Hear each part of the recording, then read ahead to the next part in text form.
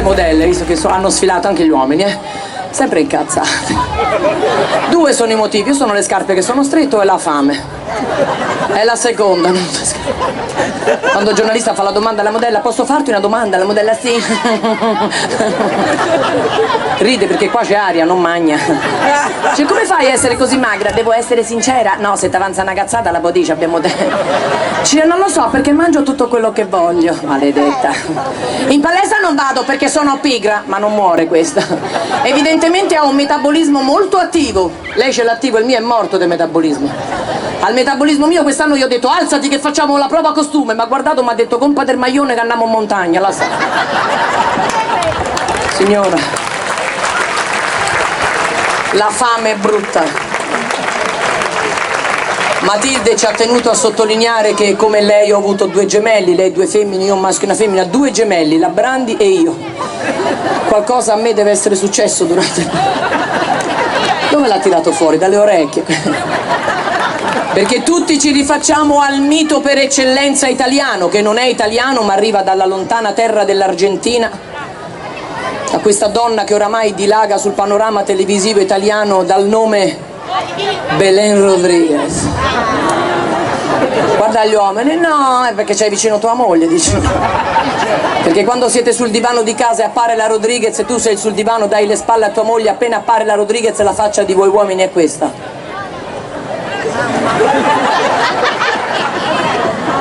La faccia di noi donne è questa. E tuo marito ti guarda e fa e noi donne insistiamo. Ma cosa c'ha? Cosa c'ha? Se gli togli la bocca, il seno, la pancia, il sedere, cosa ci rimane? Il marito, ci rimani tu, ci rimani.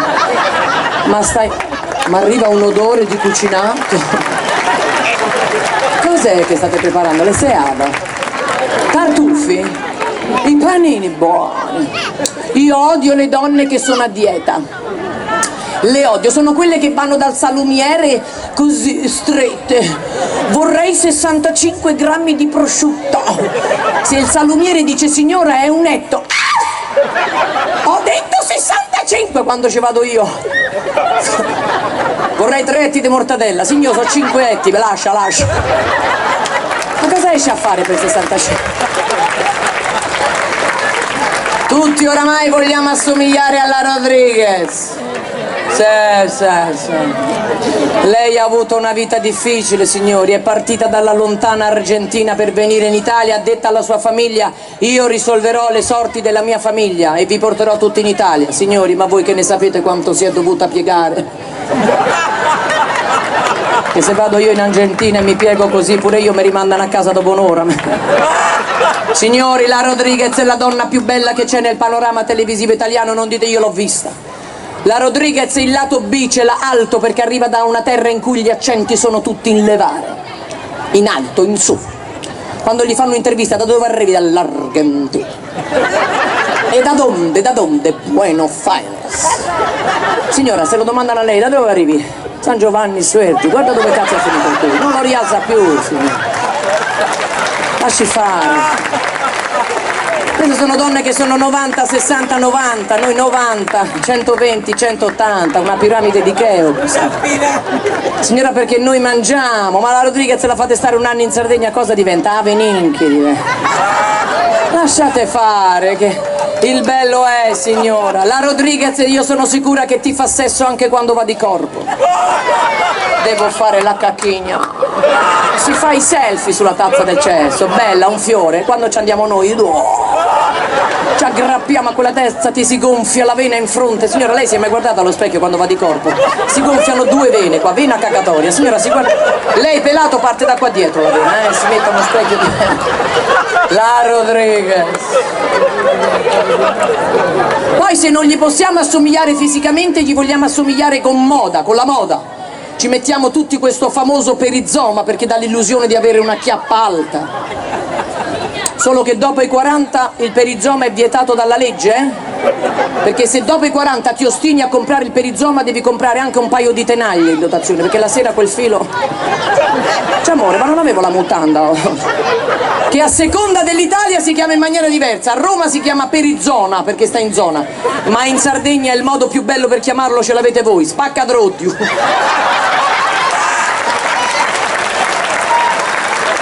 Così col perizoma.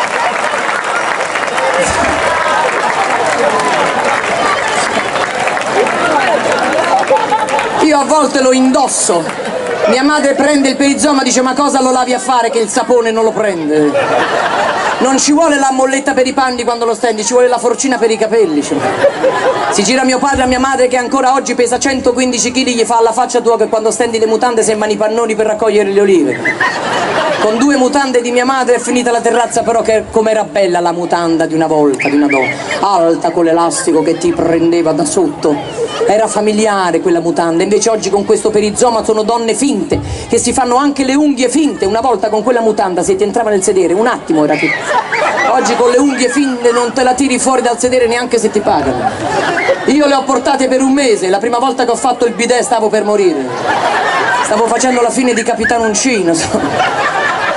Lasciate fare, sono belle le nostre di donne, un po' in carne. Io sono arrivata oggi, sono scesa all'aeroporto di Cagliari Elmas, una signora mi ha fermata e mi ha detto: ma lei non è Valentina Persia, quella che lavora in televisione? Dico: sì signora, sono io. Ma lo sa che è meglio da viva? Beh, lo credo bene, c'è un po' di colorito. Da morta non è una bella veduta. Un'altra signora mi fa: ma lei non è Valentina Persia, quella che lavora per la televisione? Dico: sì, un altro paio di rate e l'ho finita di pagare. Poi comincio a lavorare per una lavastoviglie, la lavatrice. La Rodriguez a voi uomini, perché siamo un popolo di uomini maiali. Che ve la fa vedere, non ve la fa vedere, ve la dà, ma tanto a te non te la dà. Quindi. Perché poi l'uomo italiano con queste donne è diventato vizioso. Una mia amica l'altra sera mi ha chiamato e dice: l'altra sera stavo facendo l'amore con mio marito e mi ha detto: amore, perché non ti lamenti? E lei non capiva, dice: ma perché mi devo lamentare? Perché la donna che si lamenta nell'atto sessuale mi fa arrivare il fuoco al cervello. La mia amica le ha detto: vabbè, mi devo lamentare, sì, si è rotta la lavastoviglie. Aveva capito che era quello il lamento. Non vi preoccupate dei vostri piccoli, le vostre piccole creature anche qua dietro, ne sanno più di voi. E se ne sanno più di voi la colpa è vostra, perché una volta a casa avevamo meno stanze ma i muri erano più spessi. Adesso per avere più stanze i muri si sono assottigliati. Quindi la sera quando siete in camera da letto con vostro marito, in quel momento sembriamo tutti giapponesi. La signora ride perché fa così, maiala. E c'è questo bambino che sente provenire questi lamenti dalla stanza dei genitori, spalanca la porta e vede il papà abbracciato sopra la mamma. Dice: che fate? Il papà ha preso la sprovvista, si copre, imbarazzato, dice: niente, pensavamo di darti un fratellino, io non lo voglio, sto bene solo. Chiude la porta e se ne va. 2 giorni, madonna, questa è cipolla però. Io no, è cipolla. Sai con lo spaccadrodio che... Spalanca la porta e trova la mamma sopra il papà. E adesso la mamma, presa lei la sprovvista, molto imbarazzata, dice: niente, pensavamo di darti una sorellina, non ci siamo capiti. Io non voglio il fratellino ma non voglio neanche la sorellina. Chiude la porta e se ne va. San Giovanni, 3 giorni dopo fuochi d'artificio. Sempre la signora, vi faccio presente che ride. Il bambino si mette al buco della serratura e vede la madre a 4 zampe e il papà di dietro. Spalanca la porta: oh, non voglio neanche il cagnolino. Signora, ma che fa? Gliela spiega a suo marito? Non c'è più.